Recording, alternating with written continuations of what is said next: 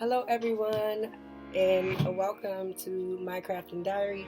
Today I'm just going to be making a gift box, and then I'm just going to put some snacks and a shirt and a mask. But I got these. I don't know if y'all can see it. I got this boxes off Amazon. I don't know how much they were, but it came with 20 gift boxes. I have the picture that I'm going to put on there. Then I have my cardstock and glitter because we're going to decorate the box. I have my measurements. So, and this is a 8x8 box. Alright, so just like their school logo, and then an 8x8 square.